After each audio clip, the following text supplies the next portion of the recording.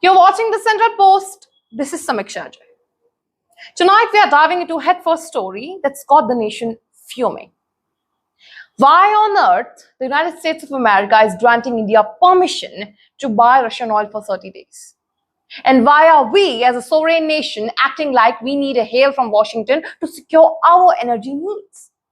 And if that wasn't enough, a senior US official also commented that Washington won't make the same mistake they did with China 20 years ago and let India grow by unchecked economic power.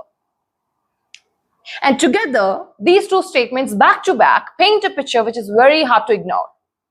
Because this isn't just a trade blip, it's a glaring spotlight on what many are calling is an international humiliation, because it is. And it's hard to swallow. So let's unpack this, understand this, and let's not hold back, question it.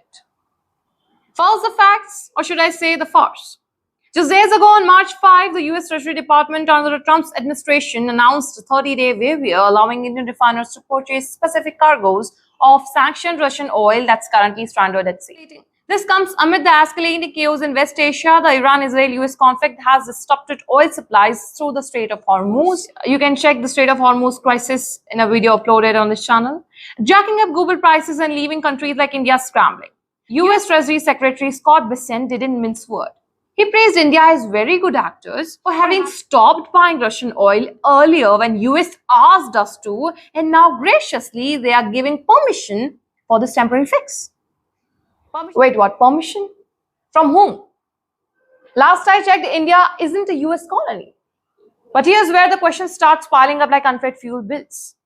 Why does US get to play the global cop on our trade decisions? It boils down to their so-called secondary sanctions. Tools that punish not just Russia, but anyone daring to do business with them. If Indian banks or companies ignore these, they risk being locked out of the US dollar system, which dominates global finance. It's emotional blackmail, plain and simple. And India, despite our boasts of being a Vishwaguru or global leader, has apparently bent the knee. We slashed Russian oil imports sharply after the US pressure and even faced 25% penalty tariffs on our goods last year. Now with the Middle East in flames, Washington flips the scripts and allows us a measly 30-day breather. Later on, the even sharper warning from Deputy Secretary of Christopher Landau at Razana Dialogue on March 5, right here in New Delhi. He said India should understand that we are not going to make the same mistakes with India that we made with China 20 years ago in terms of saying, oh, we are going to let you know to be able to develop all these markets. And the next thing we know, you're beating us in a lot of commercial things.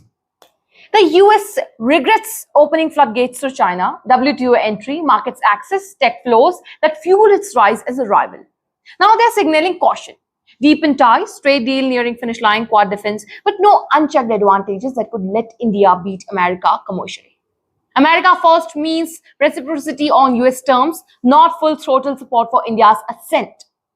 This isn't covert, it's a stated policy. The US wants India as a counter to China in the Indo-Pacific, but economically they are setting boundaries to protect their edge. It's protectionism wrapped in partnership talk. And the opposition isn't buying the government spin that this is a diplomatic win for PM Modi. Congress leader Rahul Gandhi fired off on social media, sharing a clip from his February 26th parliament speech where he predicted exactly this. The US will tell us who we can or cannot buy oil from. Our Prime Minister will not decide.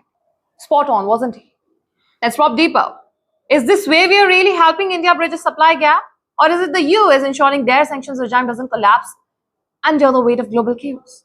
After all, if oil prices skyrocket further, it hurts everyone, including American voters ahead of midterms. But for India, the real humiliation is our dependence. We have been buying discounted Russian oil since 2022 to keep fuel affordable for our citizens. Yet we are forced to play by US rules. Why haven't we accelerated alternatives like rupee-ruble trade or diversified supplies faster? Though External Affairs Minister Jaishankar gave a reply saying the rise of India will be determined by India, it will be determined by our strengths, not by the mistakes of others. But you know what? This too raises a difficult question. If our rise is determined by our strength, why does our economic decisions still seem to seek approval elsewhere? I don't know what's in their mind about update. I don't know what's coming next. But I do know that this raises bigger alarms about India's foreign policy. Are we truly non-aligned or just aligned with whoever holding the economic whip?